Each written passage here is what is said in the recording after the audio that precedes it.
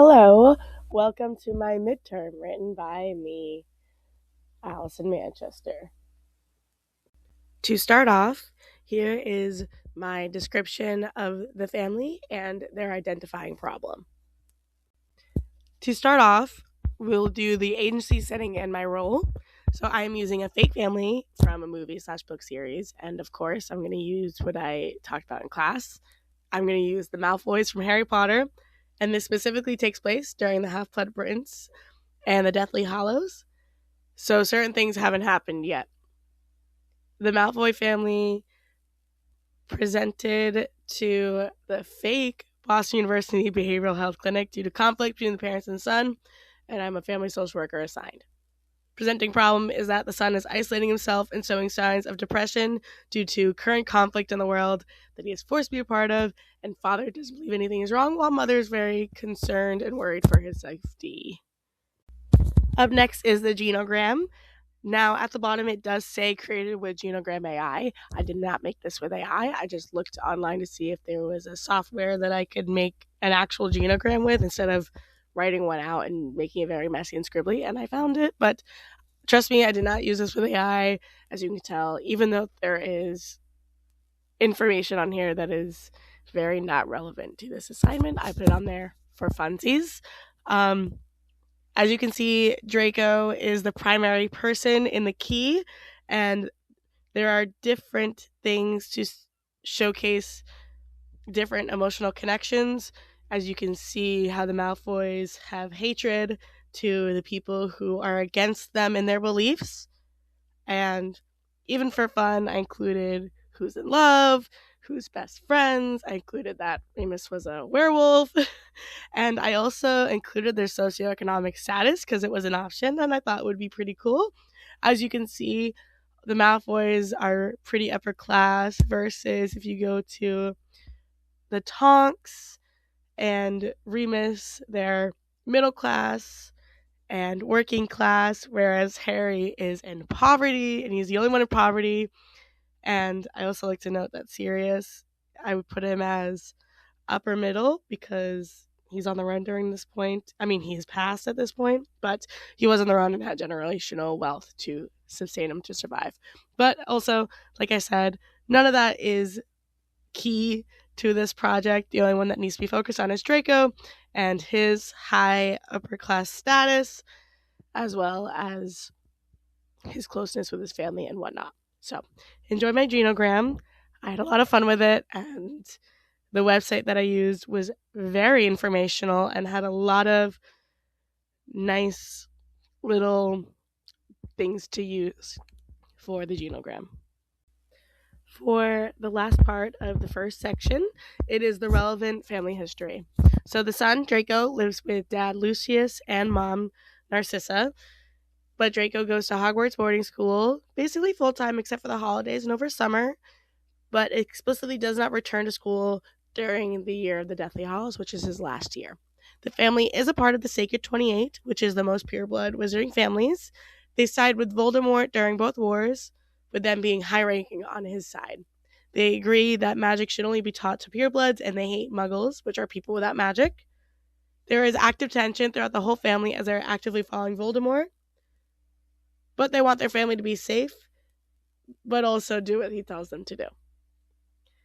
And finally, Draco is tasked and forced to have to kill Dumbledore, but ultimately does not follow through with this eventually, as Snape is the one to have to kill him. For the next section, it is the Liberation Health formulation. Now, before I get into personal factors, a lot of this is my own personal speculation of what I think would be the presenting mental health factors of Draco. But since the book and the movies are not in his perspective, this is just what I gathered during this point, during this specific timing. So please bear with me if you think it's wrong. I think it's definitely what he would be feeling during this point. Anyways, let's get into it. Since the task that Voldemort has forced Draco to be a part of, his mental health aspects, he has been showing that he is isolating himself for everyone, including his friends and family. He isn't eating, and he is not showcasing any drive to eat. He's avoiding going to classes. He is definitely showcasing depression, as I think he would be grieving his personal life since he is forced to only think about this one thing and to achieve this one thing without failing. And I also like to think that he would be potentially internally blaming his parents for his position, as he would not be in this position if it weren't for his parents following Voldemort throughout the war. Now, for family bonds, family strengths, even though there is extreme tension between all of them, the family of three is shown to do anything to protect each other. And for examples, now as you can see, both of these examples mainly, also the third one, mainly just showcase the mom. Not really any of them showcase the father doing anything to protect the others, but I digress. Narcissa creates an unbreakable vow to protect Draco if he accidentally or on purposely doesn't finish his task.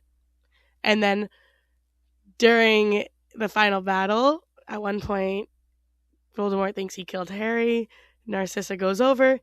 She asks Harry if Draco's alive. He nods yes. And then Narcissa lies to Voldemort, saying that Harry actually is dead to protect her son.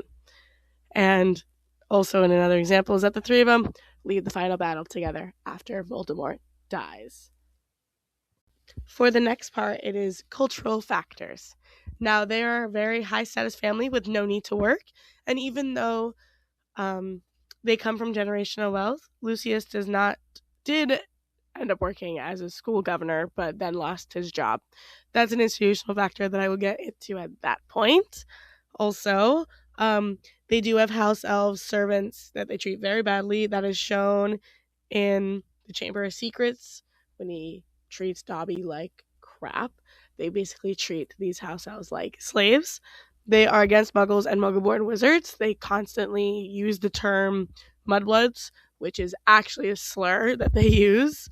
And these factors contribute their need to be better than everyone and how they are above them. And for last thing, this also is institutional, which I will get into in the next slide as well. For Hogwarts, the only acceptable house is Slytherin, and any other house is unacceptable and grounds for being written out of the family. For the last section of the Liberation Health Formation is the institutional factors.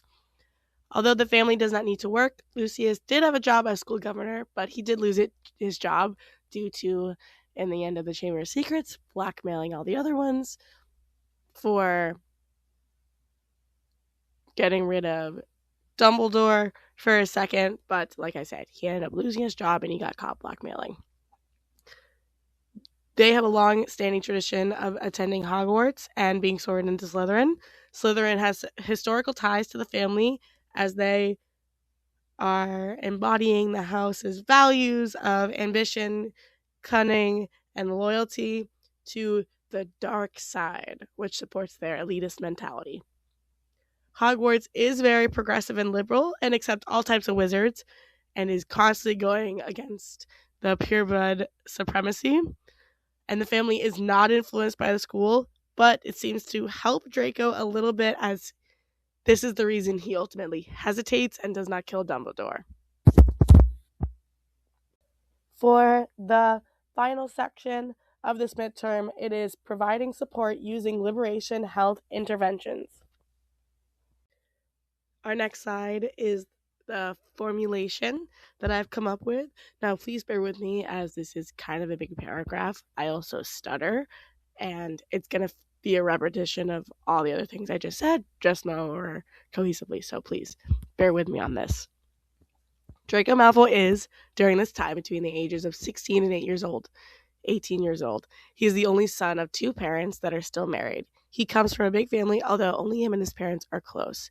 He comes from a high-class family from generational wealth, and the family believes they are elitists and believe in blood supremacy. In personal factors, he is forced upon task, is causing him to become depressive and isolating himself. If he does not complete his task and fails, this will result in ultimate shame onto his family and potential death. In cultural factors, they are a high-status family and come from generational wealth, so they do not need to work. The family believes in blood supremacy and are highly against muggles and muggle-born wizards.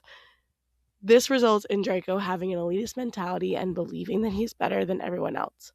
For institutional factors, the family comes from a long-standing tradition of being sorted into the Slytherin house, as they closely follow its values and ties into the dark side that they support. Although Hogwarts is a very liberal school, the values of the school only seem to influence Draco when he ultimately hesitates and does not finish his task. Up next is the action plan. So, for the identified problem, Draco is exhibiting isolation and depression. What needs to be addressed is that the family needs to 100% need to communicate better, and they altogether do need a better worldview understanding. And for long-range vision, the family, especially Draco, needs to focus on becoming happier and free from their dark side constraints. The plan for the week is for the family to think and brainstorm ideas of activities to do together as a family, and also individual activities to do as well that bring them joy. After a month, I would like to see them going out once a week to do those activities and to plan time going out in the world with friends, and to also start thinking of ways to go out outside of the wizarding world, where they experience muggles and muggleborns alike. And after 3 months, I would like them to be able to take little small vacations, hopefully, outside of the wizarding world to get some immersion into the other worldview understanding, as well as culture experience that will bring them joy as well. And finally, for our final section, well, part of this section, and altogether, is the interventions. So for personal interventions, I would like to see the, family acknowledging their strengths, as well as me acknowledging their strengths as well during the sessions. I would like them to be using positive talk. And I'd also, this is for me personally, to become aware and being aware of the possible resistance from the family to do these things. So it might take a little bit extra time for it to actually work. For cultural interventions, I would like to have them read Drowning Without a Life Jacket. But not only that, but other articles from this course, as I personally find them all really insightful. And I know they seem too broad, but these are all articles that I think could benefit a family like this. And finally, institutional interventions. I would like Draco to become participative in after-school clubs, which honestly I don't think that Hogwarts has them, but also becoming a part of activities outside of school or work, which I would like to see the family have that as well. Like maybe going out to eat once a week, becoming part of a book club, or just stupid little things to get them out of the house and into the world. Alrighty, so that is it for my presentation midterm. Thank you so much for listening and letting me use this family. I found it not only fun and silly to do, but I also found that this family worked very well with this assignment. Again, I do apologize for at any point me stuttering or doing any stupid voice things that I do, which I apologize for. And also that little credits thing where it says it's from Slides to Go, it won't let me delete up the slides, so I'm very sorry that that's up there because it's not letting me delete it. And at this point, you should be seeing my references as well. So thank you so much for listening, and I hope you have a great day, week, night, morning, whenever you decide to listen to this and grade it. So thank you so much, and enjoy!